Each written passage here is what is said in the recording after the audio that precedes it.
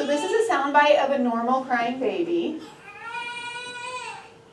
And the only reason I want you to hear it is because you can hear that there's a little bit of up and down to it, and there's even some pausing.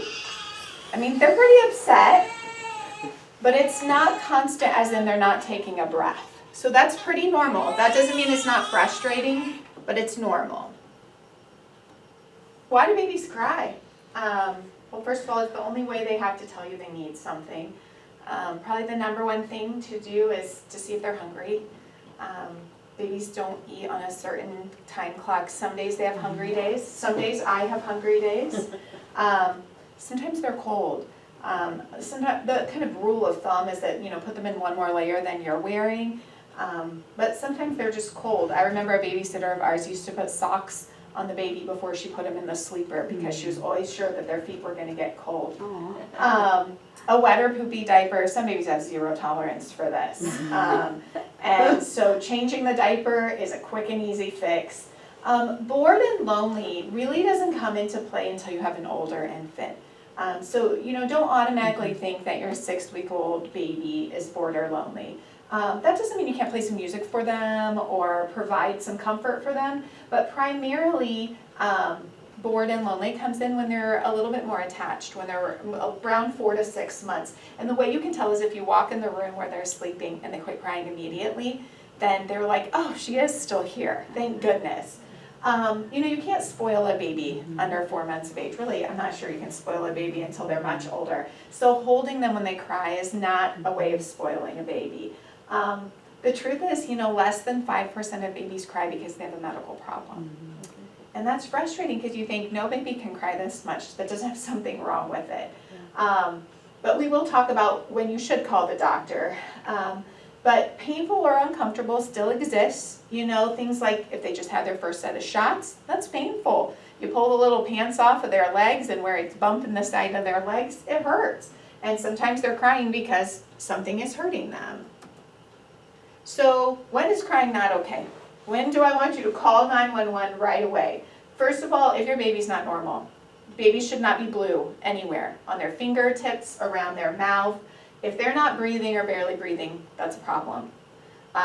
If they're holding their head in a funny position, they can have something wrong with them that will make them have what's called meningitis, but it's especially alarming if they're holding their head stiff or if they're arching their neck back, and not in a way that they can't relax, like that they wouldn't relax. So sometimes they're crying and holding their arms up, that's pretty normal, but if they're not moving their head normally, that's not normal.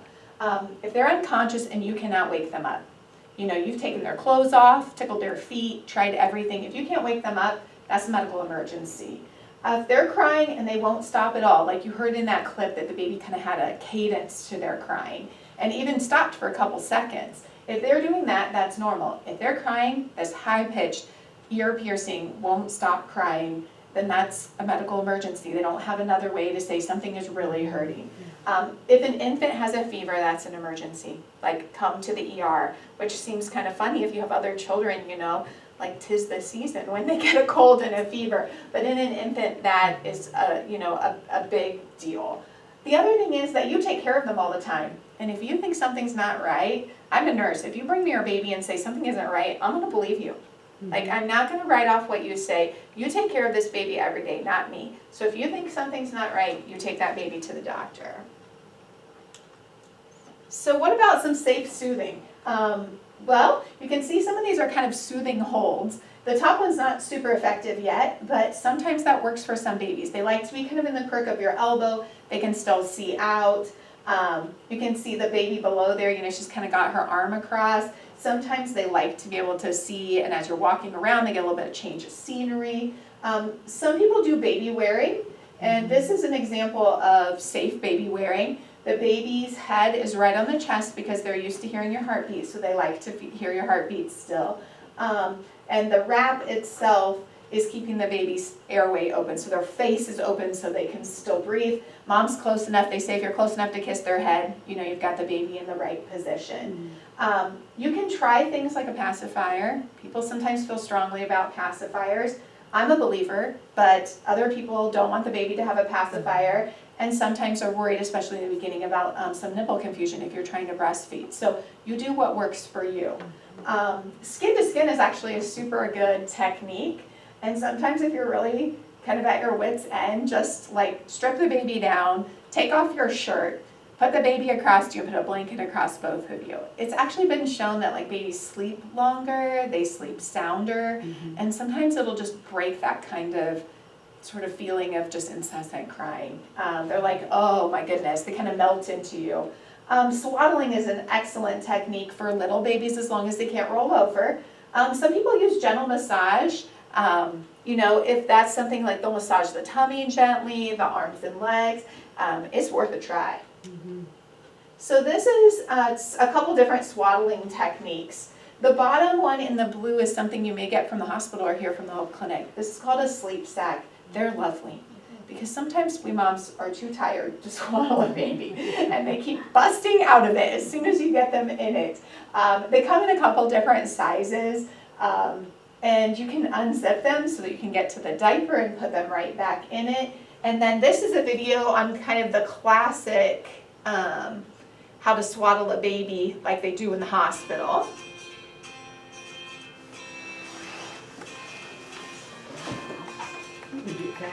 I know, you know nurses, they don't mess around. Maybe they were just unswaddling fast. Yeah.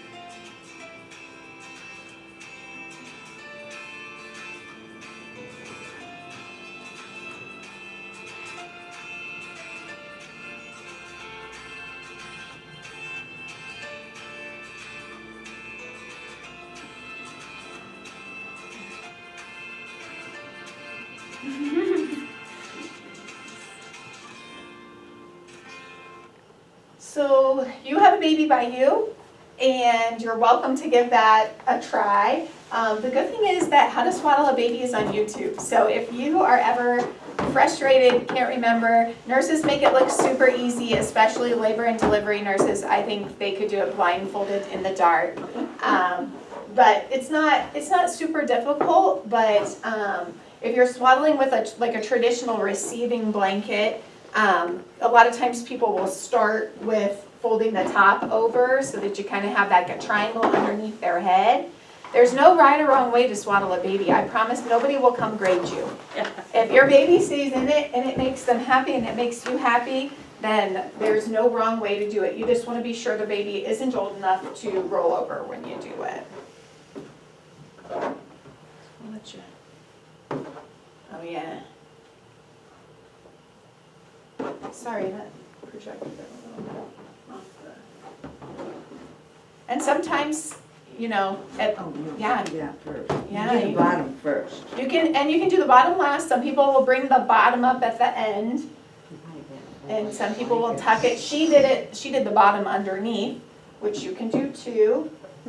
The lovely part of sleep sacks is they have 2 Velcro tabs. You put the baby inside and you just Velcro the tabs. They really are. They are lovely. They're Safe Sleep approved. If you make a wish list or you have baby bugs, please buy a sleep sack. A lot of people will go home from the hospital with one. Good work, ladies. Mine's got an arm out. That's okay. Maybe she needs a thumb sucker. Maybe she needs an arm out for a little self-soothing. I've seen a newborn baby suck their thumb, so that wasn't the first time they'd ever sucked their thumb. Yes. Oh, yeah, they do it in utero. Yes, because I thought you didn't learn that today. No. And I think my daughter could have got out of this. At 2 weeks old, she got her arms out of a straitjacket because she had an IV in her head. Oh, And yes. so they put her in her straitjacket. I was kind of wondering why you had your baby in a straitjacket. I wasn't gonna ask. We don't judge here. I mean, we don't judge here. We're gonna talk a little bit about safe soothing and safe sleep. You know, it's really important that you finally get this crying baby to sleep, especially if you're using that over the arm hold. And you just wanna put them down like this and pull that arm straight back and then go get something to eat because you're hungry too. But you can't do that. If you get them asleep, you have to lay them on their back, and sometimes that's just enough to wake them up. They can't have soft toys in the crib. They're not big enough to play with toys, and they're a suffocation hazard.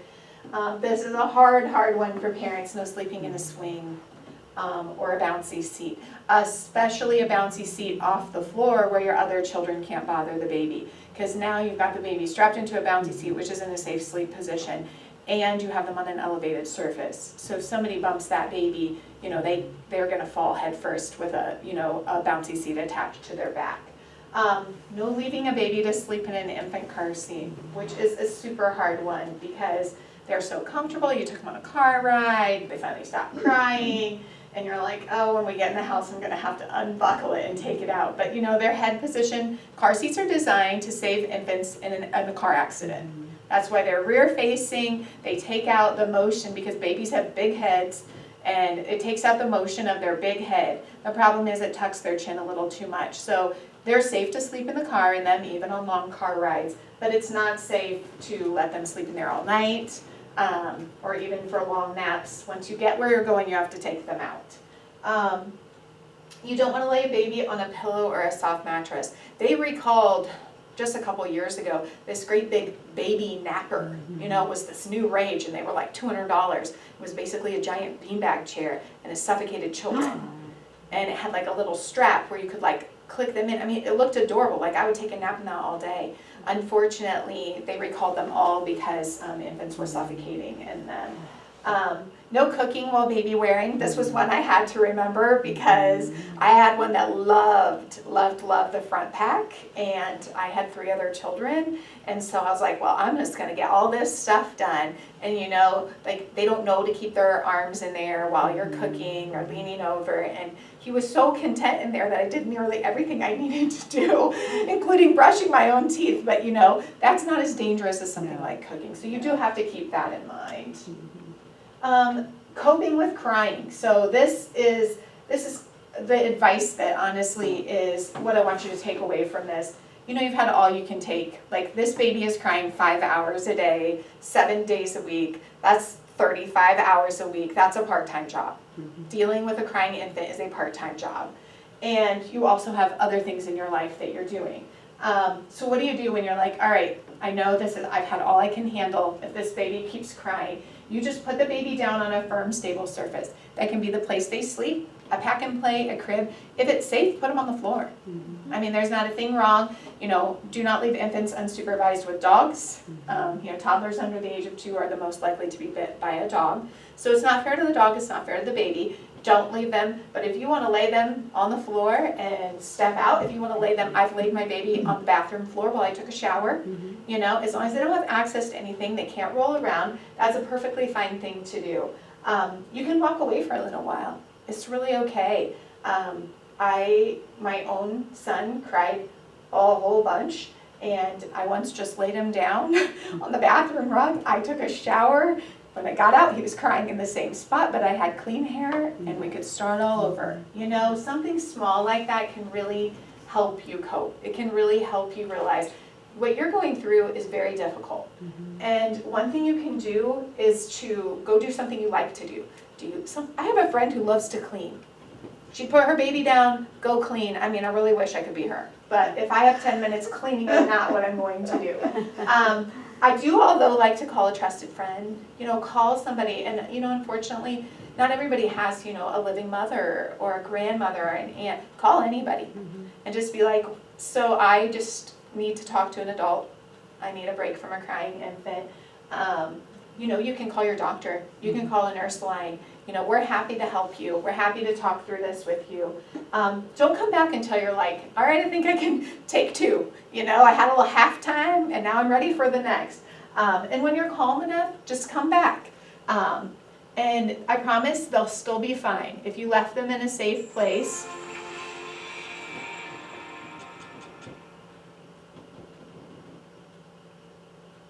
Babies are precious, but no matter whether you're a first-time parent or a experienced caregiver, looking after a baby can be challenging. It's natural to feel frustrated, and that's okay. It just means you need to give yourself a break. So, the next time you feel frustrated with your baby's crying, remember to follow the Take 5 plan. 1. It's okay to put your baby down on his or her back in a safe place. 2. You should walk away, leaving the room. 3. We recommend doing something to calm yourself down. 4. Call family, a friend, or doctor for help. 5. Remember, don't return to your baby until you're calmer. Following this simple plan could reduce rates of shaken baby syndrome in infants by 79%. Remember, crying is a natural part of a baby's development and their only way of communicating. It's not a reflection of your ability to soothe a baby. Moms and dads, tell those caring for your child about Take 5. By taking time to recognize and control your feelings, you can break the harmful link between frustration and hurting an infant. After all, crying does not hurt babies, but shaking can. Take 5 can prevent shaken baby syndrome.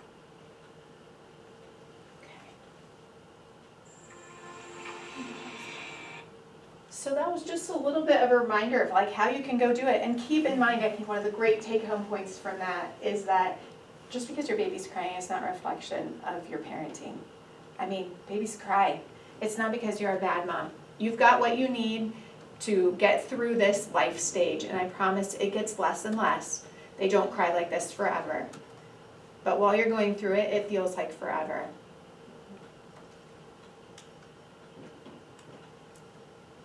Let's see if we can get this thing to click off here so we can go on.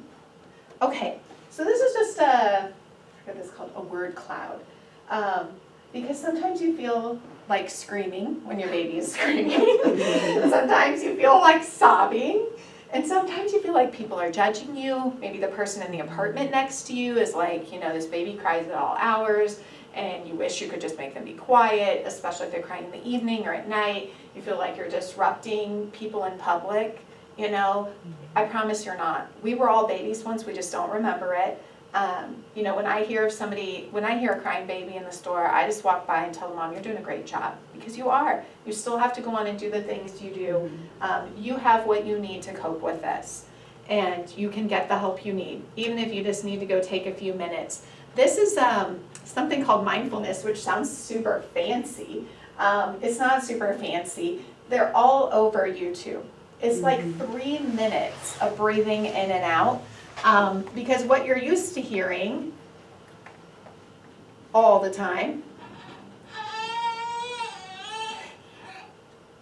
is this. So it's okay to lay the baby down, get out your phone. Mindful breathing. Close your eyes and rest your hands on your knees. Bring your attention to the touch of your body. Okay, so we did 1 minute and 19 seconds of that.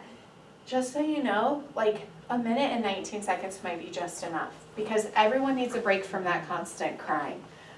There's lots of coping methods. You know, the ones that I've taken advantage of, you know, call a friend, take a shower, pet your dog, you know, get out your phone and put like, you know, subscribe to a couple of these mindful breathing things, subscribe to things you like to watch on YouTube or Netflix. Just know that you're not alone, and that a minute and 19 seconds of breathing might change your whole day.